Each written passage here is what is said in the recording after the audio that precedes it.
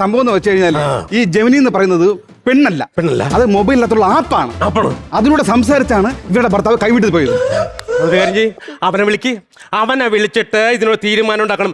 നിന്റെ കുടുംബം നശിപ്പിക്കാൻ ശ്രമിക്കില്ല. നിന്നെ വളർത്തിയത് ഞാനാണ്. ഏലത്തിന് വില കുറഞ്ഞ കാര്യമല്ല ജെമിനി. ഞാൻ അച്ഛന് വില പറഞ്ഞ തിണ്ടി.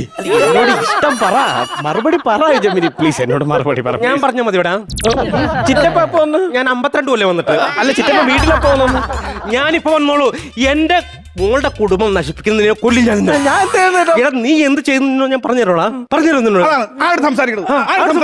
അത് ജെമിനിയിലോട് സംസാരിക്കണം. എടാ ഇവിടെ പന പോലെ നിൽക്കുമ്പോ നീ രമണിയോട് സംസാരിക്കേണ്ട വല്ല കാര്യമുണ്ടോ?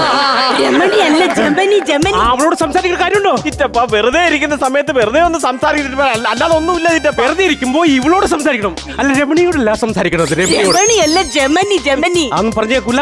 നിന്റെ ചെപ്പക്കുറ്റി ചിറ്റപ്പ ഞാൻ പറഞ്ഞു ചിറ്റപ്പ കേൾക്കണം. അതായത് നമ്മൾ ഈ ജെമിനിയോട് എന്ത് കാര്യം ചോദിച്ചാലും ജെമിനി അതിന് മറുപടി പറയും. ഇവള് മറുപടി പറയില്ല. ഉദാഹരണം ഇപ്പൊ കാണിച്ചുതരാം. ജെമിനി എന്റെ ചിറ്റപ്പനാണ് ജെമിനി. ചിറ്റപ്പൻ എങ്ങനെയുണ്ട് ഒന്ന് പറഞ്ഞു കൊടുക്കൂ ജെമിനി പ്ലീസ്. നിങ്ങളെ കാണാൻ വളരെ സുന്ദരനാണ്. നിങ്ങളുടെ കവിളുകളാണ് നിങ്ങളുടെ കൂടുതൽ സുന്ദരനാക്കുന്നത്.